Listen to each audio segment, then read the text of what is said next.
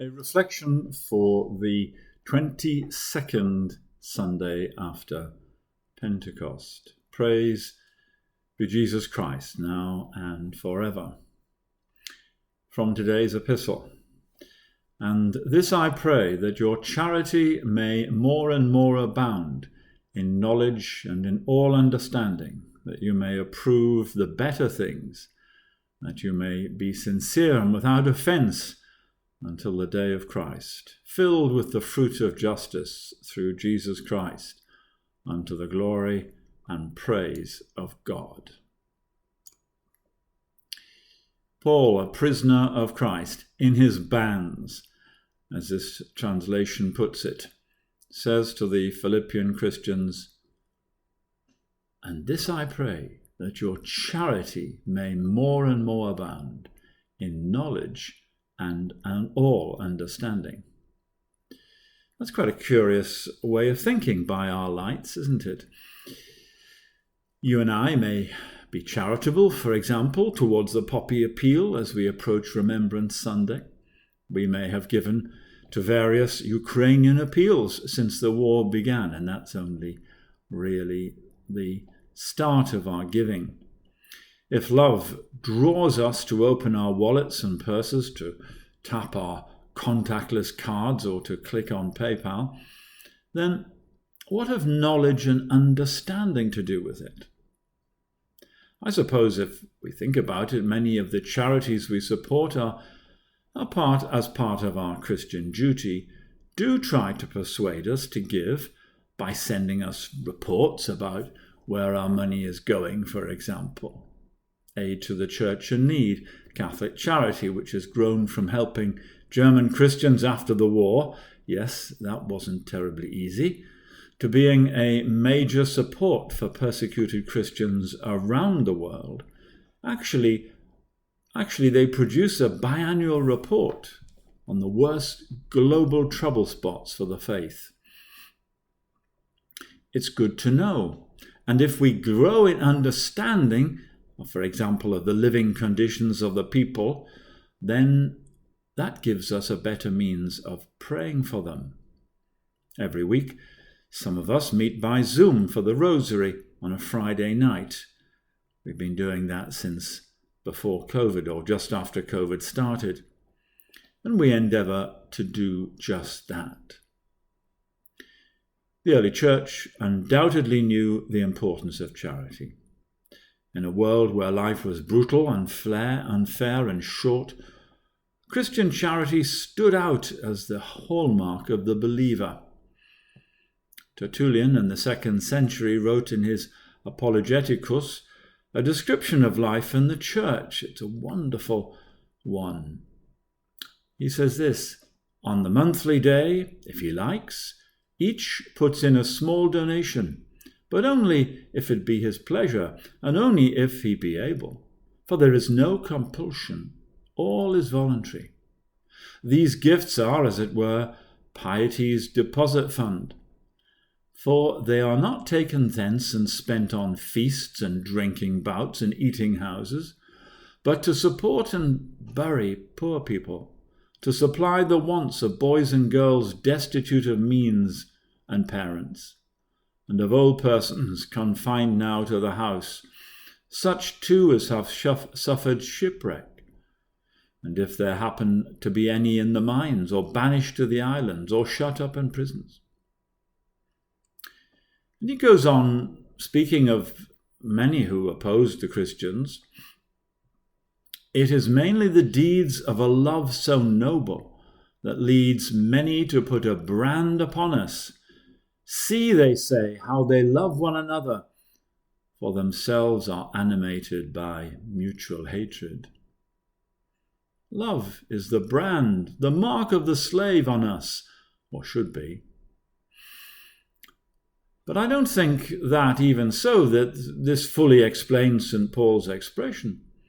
"And this I pray, that your charity may more and more abound in knowledge and all understanding, that you may approve the better things." Perhaps it's because we need to understand the person if we are to love them.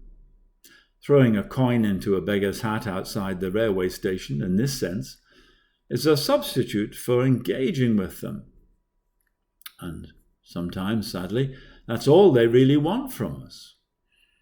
I'm always impressed by those who know the names of their local homeless. It's a little thing, but it says they've made the effort to engage. Dom Gouranger explains that knowledge and understanding of salvation mean faith. Here's something new. Faith is the basis of all supernatural virtue. Of course it is. And the greatest virtue is love.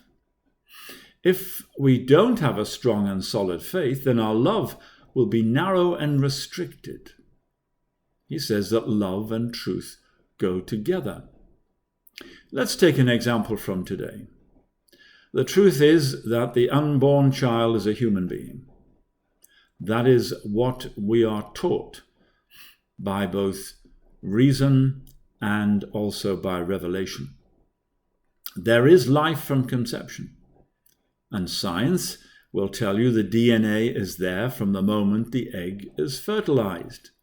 Everything we need to know about the child that will grow into the man or the woman.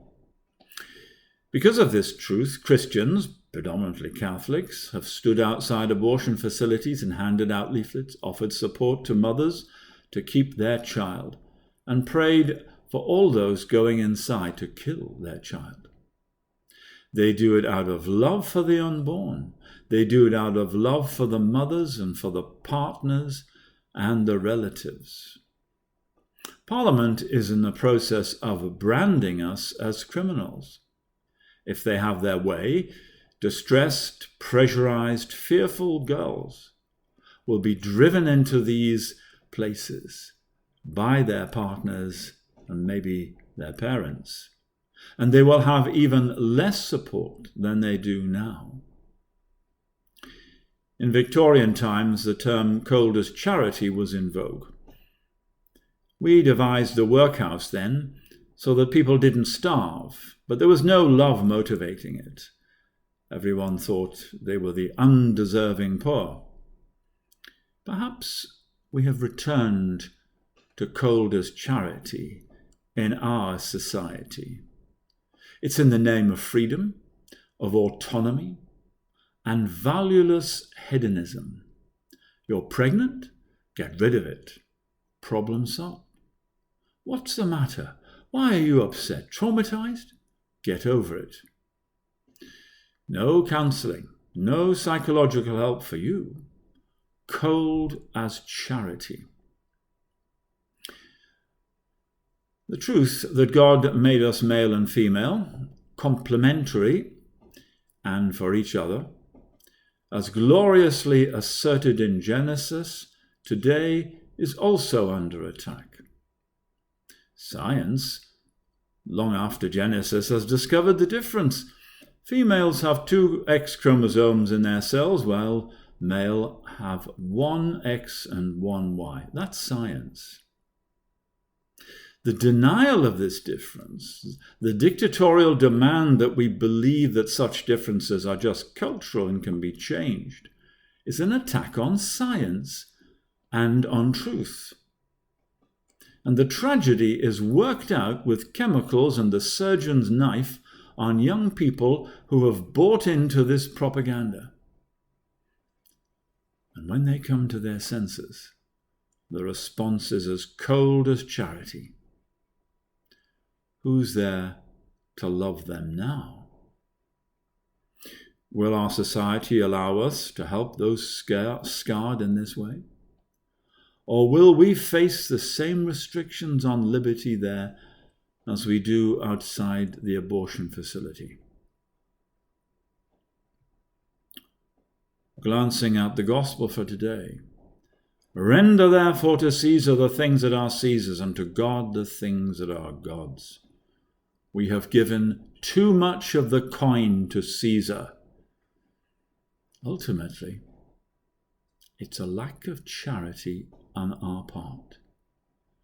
If we really loved our neighbour, we wouldn't say, get on with it, do whatever floats your boat. We would warn them of the consequences, of the denial of truth, the truth of themselves, of their baby, and so many other denials in our society. We would push back at the tiny, vociferous minority who dominate our public square. And we would do it out of love. Love for those who have been made in the image and likeness of God. That's everyone. Not trying to make themselves in the likeness of the ideology of today. What are we frightened of?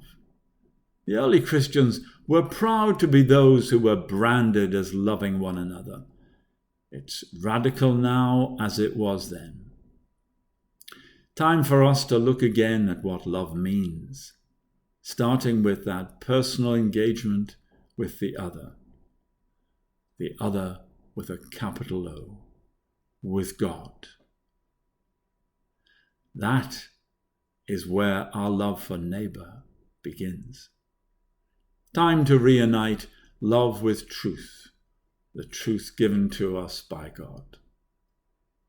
Pray that all of us, bishops, priests, faithful, will find the courage to love. Praise be Jesus Christ, now and forever.